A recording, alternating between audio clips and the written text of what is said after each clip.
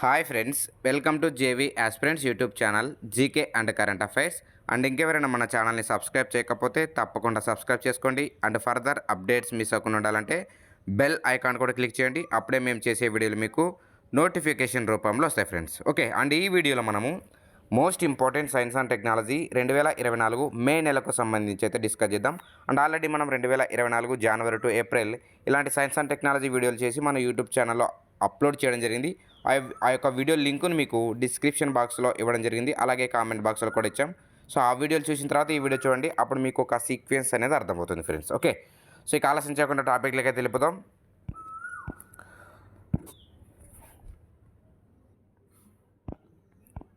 So ఇక్కడ మొదటి topic వచ్చేసి కోవిషీల్డ్ వ్యాక్సిన్ గురించి ఇటీవల కాలంలో తరచుగా వార్తలు నిలుస్తుంది. కోవిషీల్డ్ వ్యాక్సిన్ సంబంధించి ఏంటంటే అదొక ఆ యొక్క వ్యాక్సిన్ ద్వారా సైడ్ ఎఫెక్ట్స్ వస్తున్నాయని కొన్ని ఆ యొక్క సంస్థ ఆస్ట్రాజెనెకా అనేటువంటి సంస్థ ఈ యొక్క సైడ్ ఎఫెక్ట్స్ వస్తున్న మాట నిజమే అని ఒప్పుకోవడం జరిగింది. సో దానికి సంబంధించిన వివరాలు అయితే చూద్దాం. ఎందుకంటే వ్యాక్సిన్ సంబంధించి కాబట్టి మీకు ఈ యొక్క అప్డేటెడ్ సైన్స్ అండ్ టెక్నాలజీలో భాగంగా డెఫినెట్గా అడుగుతారు, గుర్తుపెట్టుకోండి.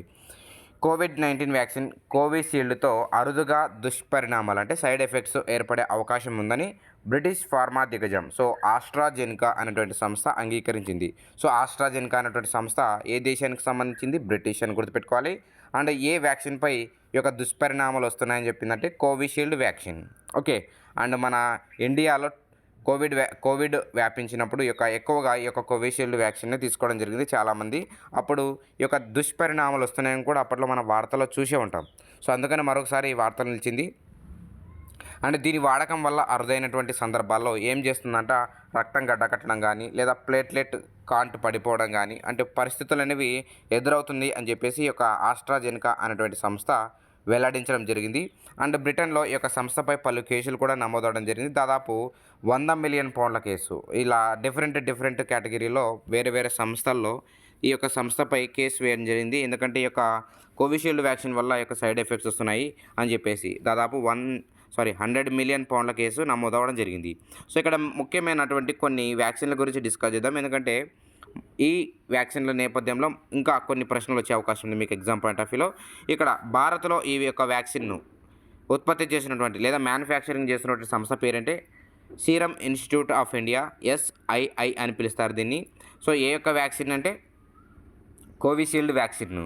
అండ్ కోవాక్సిన్ అనేటువంటి కోవిడ్-19 టీకాను ఏ సంస్థ ఉత్పత్తి చేస్తుందంటే భారతదేశంలో భారత్ బయోటెక్ అనేటువంటి సంస్థ. అండ్ నెక్స్ట్ జైకోవ్డి వ్యాక్సిన్ను ఏ సంస్థ ఉత్పత్తి చేస్తుందంటే జైడోస్ క్యాడిలా. అండ్ నెక్స్ట్ కార్బేవాక్స్ అనేటువంటి వ్యాక్సిన్ను ఉత్పత్తి చేస్తున్నటువంటి సంస్థ ఏదంటే బయోలాజికల్ ఈ లిమిటెడ్. అండ్ నెక్స్ట్ కోవావాక్స్ వ్యాక్సిన్ అనేటువంటి వ్యాక్సిన్ ఉత్పత్తి చేసినటువంటి సంస్థ కూడా సీరం ఇన్స్టిట్యూట్ ఆఫ్ ఇండియా.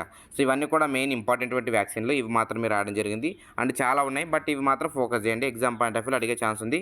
ఈ యొక్క ఈ వ్యాక్సిన్ పేరేంటి అండ్ ఏ సంస్థ ఉత్పత్తి చేస్తుంది అవి మాత్రం గుర్తుపెట్టుకుంటే సరిపోతుంది. నెక్స్ట్ మరొక వ్యాక్సిన్ వార్తలు నిలిచింది. వ్యాక్సిన్ లేదా మందు సోలిక్వా అనేటువంటి వ్యాక్సిన్. సో సనోఫీ ఇండియా మన దేశంలో ఏం చేస్తుందంటే మధుమేహ వ్యాధికి, గుర్తుపెట్టుకోండి, సోలిక్వా అనేటువంటి వ్యాధి ఏంటంటే మధుమేహ వ్యాధికి సంబంధించింది.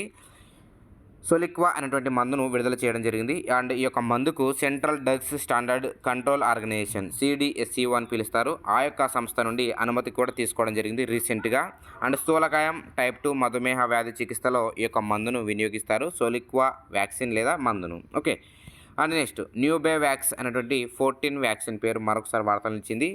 చిన్న పిల్లల్లో న్యూమోకాకల్ అనేటువంటి వ్యాధి. సో గుర్తుపెట్టుకోండి, ఆ యొక్క వ్యాధి అండ్ ఆ యొక్క వ్యాక్సిన్ దేనికి సంబంధించింది? న్యూమోకాకల్ అనేటువంటి వ్యాధికి సంబంధించిన వ్యాక్సిన్ పేరు ఏంటంటే న్యూబోవాక్స్ 14. ఓకే, అండ్ ఈ యొక్క వ్యాధిని నివారించేందుకు నిర్దేశించినటువంటి వ్యాక్సిన్ ఆవిష్కరించడంలో హైదరాబాద్కు చెందినటువంటి బయోలాజికల్ ఈ లిమిటెడ్ BE అని పిలుస్తారు. ఆ యొక్క సంస్థ కీలక మైలురాయిని చేరుకుంది. సో ఏంటంటే పరీక్షల్లో సానుకూల ఫలితాలు వచ్చాయి. అండ్ ఈ యొక్క న్యూబోవాక్స్ 14ను ఏమని పిలుస్తారంటే BE. సో BE అంటే బయోలాజికల్ ఈ లిమిటెడ్ అని అర్థం. PCV14 అని పిలుస్తారు. Okay, and next topic. So చంద్రుడి ధ్రువంపై పరిశోధన కేంద్రం నిర్మాణానికి ప్లాన్ చేస్తున్నట్టు చైనా ప్రకటించింది. గుర్తుపెట్టుకోండి, చైనా చేస్తున్నటువంటి ప్రయోగాలపై ఇటీవల ఎక్కువ కాలంలో క్వశ్చన్స్ వస్తున్నాయి మీకు ఎగ్జామ్ పాయింట్ ఆఫ్ వ్యూలో. సో ఇక్కడ ఏంటంటే చంద్రుడికి సౌత్ పోల్ ఉంటుంది కదా, ఆ యొక్క ఆ ఆ యొక్క సౌత్ పోల్పై పరిశోధన కేంద్రం నిర్మాణానికి ప్లాన్ చేస్తున్నట్టు ఈ యొక్క చైనా ప్రకటించింది. దీన్ని 2 దశల్లో చేపట్టింది. First phase and second phase 2 దశల్లో ఈ యొక్క ప్రాజెక్ట్‌ని చేపడుతున్నారు. సో తొలి దశను వచ్చేసి 2035 నాటికి అండ్ మలి దశను అంటే ఫైనల్ దశను 2045 నాటికి పూర్తి చేయనున్నారు. ఈ యొక్క చంద్రుడి దక్షిణ ధృవంపై. ఓకే. అండ్ చైనా అంతరిక్ష పరిశోధన సంస్థ పేరేంటి అంటే the international lunar research station. The international lunar research station. And ఇక్కడ మీకు ఒక క్వశ్చన్ అడగాలనుకుంటాను ఫ్రెండ్స్. అండ్ ప్రపంచంలో అమెరికాకు చెందినటువంటి అంతరిక్ష సంస్థ పేరేంటి? అంతరిక్ష సంస్థ పేరేంటి? అండ్ రష్యాకు చెందినటువంటి అంతరిక్ష సంస్థ పేరేంటి? సో ఈ 2 అంతరిక్ష సంస్థలు పేర్లు మీరు కామెంట్ సెక్షన్లో తెలియజేయండి. సో మీకు ఎంతవరకు తెలుసు అనేటువంటి విషయాన్ని నేను కనుక్కోవాలి కాబట్టి ఆ 2 క్వశ్చన్స్ అడుగుతున్నాను. అండ్ మన ఇండియాకు సంబంధించినటువంటి అంతరిక్ష పరిశోధన సంస్థ పేరు వచ్చేసి మీకు తెలిసిన విషయమే ISRO, Indian space research organisation. And మీరు మాత్రము అమెరికా మరియు రష్యాకు చెందినటువంటి అంతరిక్ష సంస్థల పేర్లు కామెంట్ సెక్షన్లో తెలియజేయండి. ఓకే. అండ్ నెక్స్ట్ సో కొత్త సాలిడ్ కనుక్కోవడం జరిగింది. సో ఇది మీకు ఎన్విరాన్మెంటల్లో భాగంగా ఇది అడుగుతారు. కొత్త సాలిడ్ దాన్ని మనం న్యూ స్పైడర్ అని పిలుస్తారు. రాజస్థాన్లో ఉన్నటువంటి చురు జిల్లాలో గల తాల్ చాపర్ వన్యప్రాణుల సో ఈ యొక్క తాల్ చాపర్ వైల్డ్ లైఫ్ శాంచురీలో కొత్త సాలిడ్ను కనుక్కోవడం జరిగింది. దీని పేరు ఏంటంటే ప్యూసెటియా చపర్ని ప్యూసెటియా చపర్ జెర్నివిన్. పేరు పలకడానికి కొంచెం క్లిష్టంగా ఉంటుంది, బట్ ఒకసారి చూద్దాం, తెలుగులో చూద్దాం. ప్యూసెటియా చపరా జినిర్విన్. ప్యూసెటియా చపరా జ్విర్నిన్. ఓకే. అండ్ దీనికి పేరు పెట్టడం జరిగింది. కొత్త సాలిడ్ రకం మీకు ఎగ్జామ్లో అడుగుతారు. ప్యూసెటియా చపరా జర్విన్ లేదా జిర్నివిన్ అని పిలుస్తారు. ఇది ఒక రకమైనటువంటి స్పైడరా, చీమనా, లేకపోతే తాబేలా ఇలాంటివి అడుగుతారు మీకు ఆప్షన్లో. సో ఇది వచ్చేసి ఒక స్పైడరు. ఇది దాదాపు గ్రీన్ కలర్లో ఉంటుంది. అండ్ దీన్ని కనుగొన్నది ఎవరంటే అతుల్ బాడ్కే. అండ్ నెక్స్ట్ మరొక డైనోసార్ వార్తలు నిలిచింది. డైనోసార్ కనుగొనబడింది. సో ఏంటంటే డైనోసార్ పేరు ఏంటంటే చాకీసారస్ నికోల్. మీకు ఇక్కడ తెలుగు అండ్ ఇంగ్లీష్ 2 కూడా రాశాం. మీకు ఏది కన్వీనియంట్ ఉంటే అది చూసుకోండి. ఈ యొక్క కొత్త డైనోసార్ను 90 మిలియన్ సంవత్సరాల క్రితం అయితే ఇది జీవించి ఉన్నట్టు కనుక్కోవడం జరిగింది. అండ్ దీన్ని ఎక్కడ కనుగొన్నారంటే రీసెంట్గా అర్జెంటీనా దేశంలో కనుగొన్నారు. ఇది ఒక శాకాహార తరహమైనటువంటి ఒక డైనోసార్ అనమాట. Okay. And next so May 1న ఈ యొక్క DRDO defence research organisation development అనేటువంటి సంస్థ స్మార్ట్ అనేటువంటి ప్రయోగాన్ని చేపట్టింది. సో స్మార్ట్ అంటే ఒకసారి చూద్దాం. Super sonic missile assisted release of torpedo. So ఈ యొక్క స్మార్ట్ అనేటువంటి ఫుల్ ఫామ్ కూడా చూసుకొని మీకు ఎగ్జామ్ పాయింట్ ఆఫ్ వ్యూ అడగచ్చు. దీన్ని ఎక్కడి నుంచి నిర్వహించారంటే ఈ యొక్క ప్రయోగాన్ని ఒడిశాలో ఉన్నటువంటి డాక్టర్ ఏపీజే అబ్దుల్ కలాం ద్వీపం నుండి దీన్ని నిర్వహించడం జరిగింది. స్మార్ట్ తదుపరి తరం క్షిపణి ఆధారిత తేలికపాటి టార్పిడో డెలివరీ వ్యవస్థ ఇది. ఓకే. అండ్ నెక్స్ట్ ప్రపంచంలో మొట్టమొదటి ఊపిరితిత్తుల వ్యాక్సిన్. మనం ఎక్కువగా వ్యాక్సిన్లకు సంబంధించే డిస్కస్ చేస్తున్నాం, ఎందుకంటే ఈ వ్యాక్సిన్కి సంబంధించి మీకు డెఫినెట్గా క్వశ్చన్స్ వస్తాయి ఎగ్జామ్ పాయింట్ ఆఫ్ వ్యూలో. అప్డేటెడ్ సైన్స్ అండ్ టెక్నాలజీలో భాగంగా ఈ యొక్క వ్యాక్సిన్ పేరు ఏంటంటే లంగ్ వ్యాక్స్. దీన్ని అభివృద్ధి చేసింది ఎవరంటే Oxford university college of London and అలాగే ఈ Francis Crick institute UK. So మొత్తంగా చూసుకుంటే బ్రిటన్ దేశానికి సంబంధించిన సంస్థలే దీన్ని అభివృద్ధి చేశాయి. అండ్ ఊపిరితిత్తుల క్యాన్సర్ కణాలను గుర్తించి తొలగించేలా ఈ యొక్క వ్యాక్సిన్ అనేది పనిచేస్తుంది. త్వరలో దీనికి సంబంధించినటువంటి క్లినికల్ ట్రయల్స్ కూడా చేపట్టనున్నారు. అండ్ దాని తర్వాత మోర్ అప్డేట్స్ దీనికి సంబంధించినటువంటి ఇన్ఫర్మేషన్ అనేది మీకు అందుబాటులో వస్తుంది ఫ్రెండ్స్. ఓకే.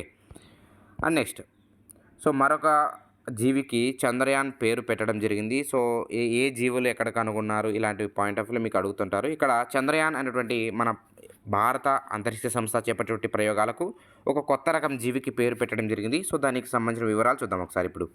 సో చంద్రయానికి అరుదైనటువంటి గౌరవం దక్కింది. సో అరుదైన గౌరవం ఏంటంటే తమిళనాడు తీరంలో కొత్తగా కనుగొన్నటువంటి జీవికి చంద్రయాన్ అనేటువంటి పేరు పెట్టడం జరిగింది. అండ్ ఈ యొక్క జీవికి ఏమని పేరు పెట్టారంటే బాటలిప్స్ చంద్రయాని అనేటువంటి పేరు అయితే పెట్టడం జరిగింది. అండ్ ఇది మెరైన్ టార్టిగ్రేడ్ అనేటువంటి జాతికి చెందినది. సో కేరళలో ఉన్నటువంటి Cochin university of science and technology శాస్త్రవేత్తలు దీన్ని కనుగొన్నారు, ఈ యొక్క బాటలిప్స్ చంద్రయాని అనేటువంటి జీవిని. అండ్ ఇది వచ్చేసి టార్టిగ్రేడ్ల పరిమాణంలో ఉంది. సో దీని యొక్క పొడవు దాదాపు 0.15 మిల్లీమీటర్లు ఉంటుంది. వెడల్పు వచ్చేసి 0.04 మిల్లీమీటర్లు ఉంటుంది. దీనికి 4 జతల కాళ్ళు ఉంటాయి. ఉండడం జరిగింది. అండ్ ఈ యొక్క జాతి జీవులకు సాగర జీవము అలాగే తీర ప్రాంత పర్యావరణ వ్యవస్థలో కీలక పాత్ర ఉంటుంది ఈ యొక్క బాటలిప్స్ చంద్రయాని అనేటువంటి జీవులకు. ఓకే. అండ్ నెక్స్ట్ చూద్దాం వెస్ట్ నైల్ ఫీవర్.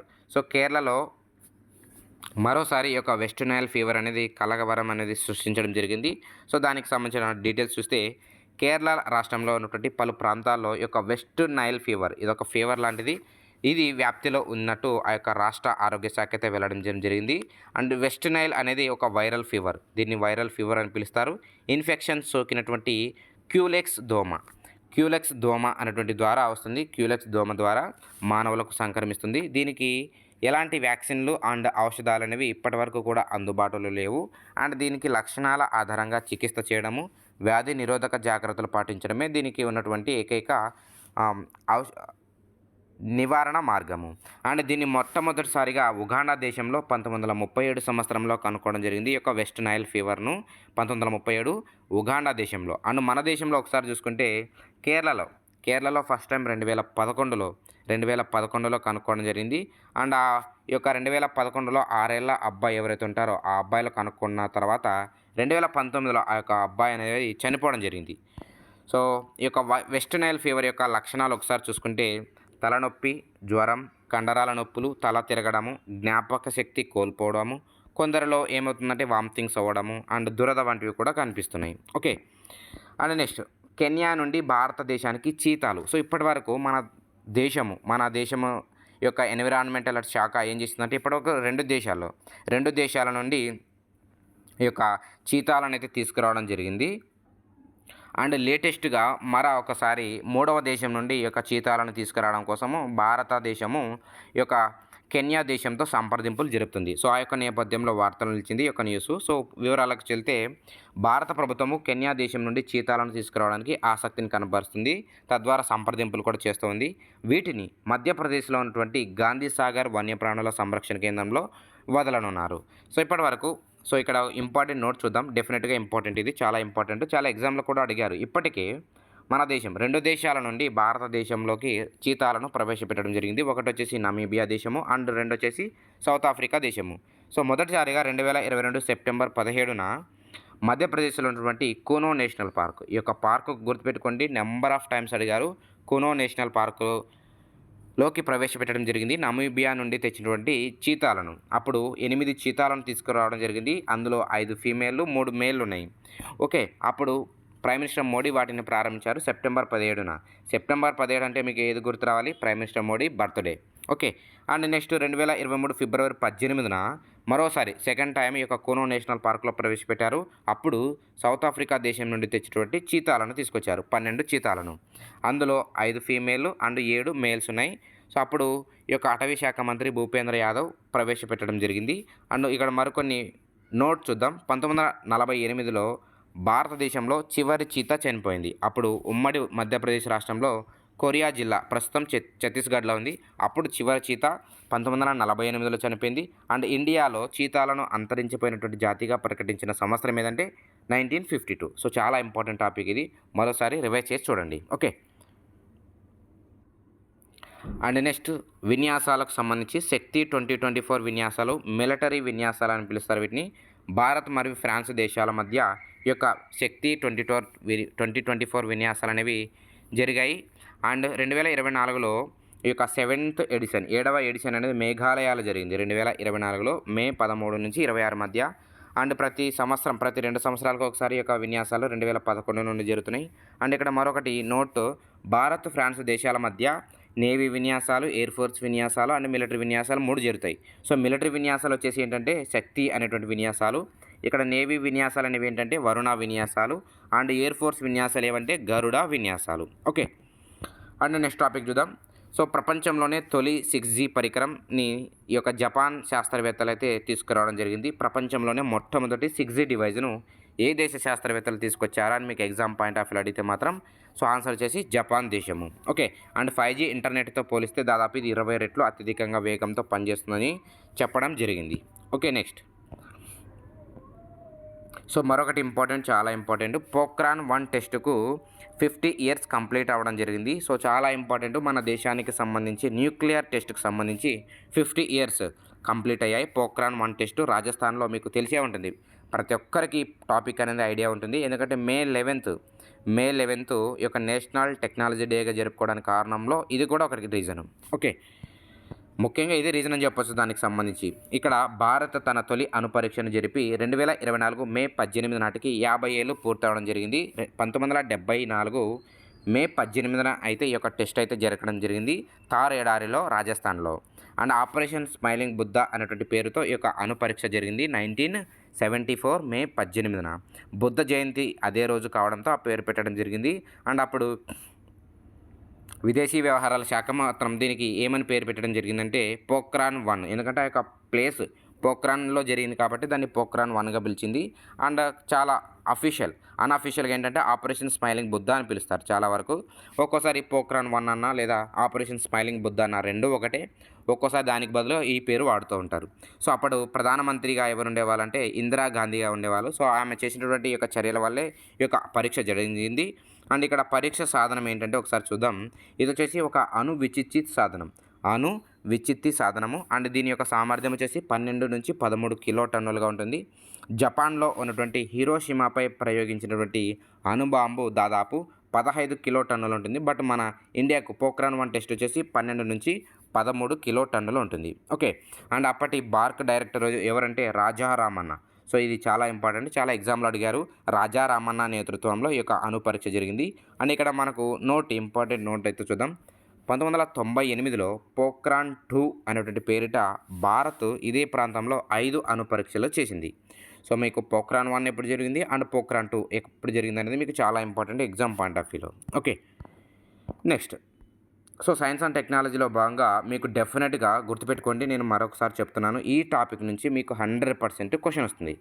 గుర్తుపెట్టుకోండి, తెలుగు వ్యక్తి అయినటువంటి గోపీచంద్ తోటకూర పేరు గుర్తుపెట్టుకోండి. గోపీచంద్ తోటకూర మే 19న దిగ్విజయంగా రోదసీ యాత్ర చేయడం జరిగింది. తద్వారా భారత తొలి అంతరిక్ష పర్యాటకుడిగా, అంటే ఇండియాస్ ఫస్ట్ స్పేస్ టూరిస్ట్గా చరిత్ర సృష్టించడం జరిగింది. సో ఆఫ్టర్ రాకేష్ శర్మ వచ్చేసి 1984లో ఈ యొక్క రోదసీ యాత్ర చేపట్టారు.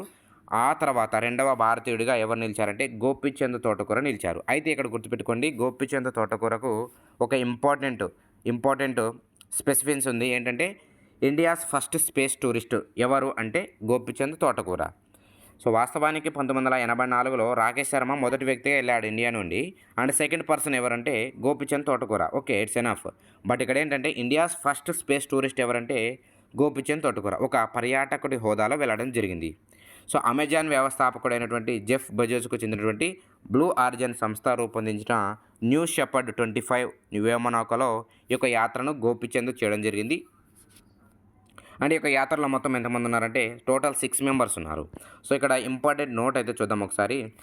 ఎడ్ డ్వైట్ ఈ యొక్క యాత్రలో భాగంగా 1961లో అంతరిక్షయానానికి ఎంపికైనటువంటి తొలి ఆఫ్రో అమెరికన్ వ్యోమగామిగా నిలిచారు. ఈ యొక్క 6 మందిలో ఒకరు ఈయన. అండ్ ఈయన యొక్క వయసు వచ్చేసి 90 సంవత్సరాలు. ఇప్పుడు 90 సంవత్సరాలు. రోదసీ యాత్ర చేపట్టినటువంటి అతిపెద్ద వయస్కుడిగా రికార్డు సృష్టించారు ఈయన. సో ఏం పేరు ఆయన పేరు? ఎడ్ డ్వైట్. ఆయన వయసు 90 సంవత్సరాలు. రోదసీ యాత్ర చేపట్టినటువంటి అతిపెద్ద వయస్కుడిగా రికార్డు సృష్టించారు. ఇది కూడా అడుగుతారు మీకు ఎగ్జామ్లో. ఓకే. అండ్ నెక్స్ట్, సో మరొకటి ఇంపార్టెంట్ నోట్ చూద్దాము. భారతదేశానికి చెందినటువంటి రాకేష్ శర్మ 1984లో అంతరిక్షయానం చేశారు.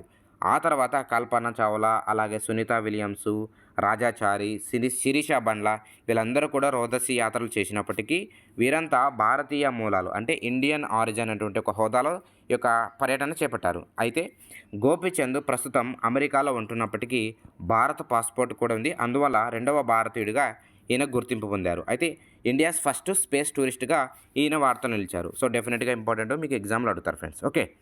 అండ్ నెక్స్ట్ టాపిక్ చూద్దాం. సో లీఫ్ ప్రాజెక్ట్ గురించి ఒకసారి చూస్తే, లీఫ్ ప్రాజెక్టు వార్తలు నిలిచింది. అయితే ఇది ఏ దేశం చేపట్టిందంటే అమెరికా చేపట్టింది. సో అంతరిక్షంలో ఉన్నటువంటి పరిస్థితులను, సో మొక్కలకు సంబంధించి మొక్కలు ఎలా తట్టుకోగలుగుతున్నాయో ఆ యొక్క అంతరిక్షంలో ఉన్నటువంటి పరిస్థితులు ఏంటి అని తెలుసుకోవడం కోసమే ఈ యొక్క లీఫ్ ప్రాజెక్టును జాబిల్లిపై ప్రయోగానికి ఈ యొక్క నాసా అనేది చేపట్టనుంది త్వరలో 2026 సంవత్సరంలో మేబీ.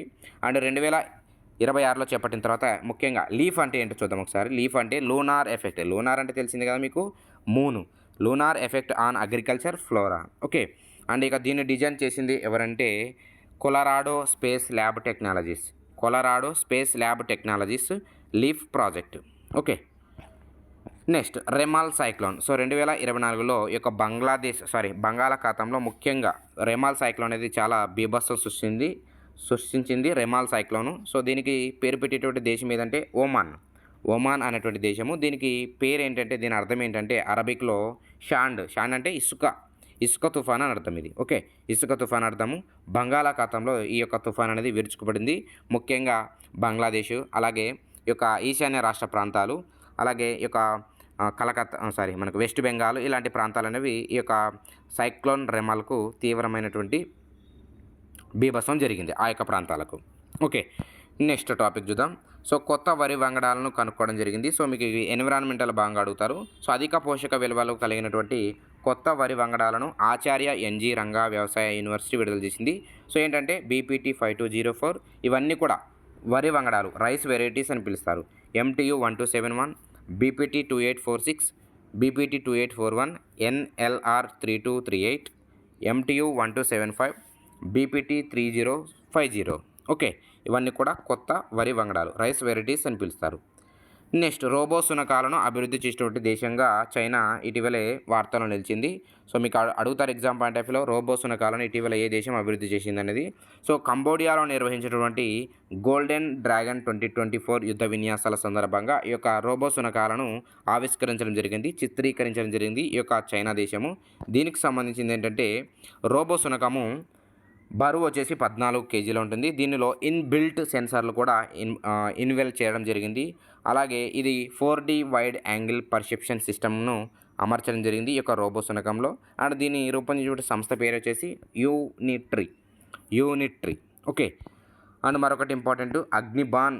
సో అగ్నిబాన్ అనేటువంటి ప్రయోగము విజయవంతమైంది. సో 4 సార్లు వాయిదా పడిన తర్వాత 5వసారి విజయవంతంగా 2024 మే 30న ఈ యొక్క ప్రయోగం అనేది సక్సెస్ఫుల్గా నిలిచింది. సో మే 30న గుర్తుపెట్టుకోండి. సతీష్ ధావన్ స్పేస్ సెంటర్ తిరుపతి జిల్లాలో, ఇంతకుముందు తిరుపతి జిల్లాలో కాకుండా నెల్లూరులో ఉండేది ఈ యొక్క Satish Dhawan space centre. Okay. And next దీనికి సంబంధించి ఈ యొక్క రాకెట్కి సంబంధించి ఒకసారి వివరాలు చూద్దాం. సో ఈ యొక్క రాకెట్ ఎత్తు వచ్చేసి 18 మీటర్లు ఉంటుంది, వెడల్పు వచ్చేసి 1.3 మీటర్లు ఉంటుంది, అండ్ పొడవు వచ్చేసి 6.2 మీటర్లు ఉంటుంది, బరువు వచ్చేసి 14,000 కేజీలు ఉంటుంది, అండ్ రాకెట్ దశలు వచ్చేసి 2 దశలు ఉంటుంది. సో ఇవి మీకు అగ్నిబాన్కి సంబంధించి పూర్తి విశేషాలు ఫ్రెండ్స్. ఓకే. సో ఇవి మీకు 2024 మే నెలకు సంబంధించి most important science and technology. So ఈ వీడియో మీకు నచ్చినట్లయితే మీ ఫ్రెండ్స్కి తప్పకుండా షేర్ చేయండి అండ్ లైక్ కొట్టండి. అప్పుడు మాకు మోటివేషన్గా ఉంటుంది friends. Okay. Thank you for watching this video. Thank you very much.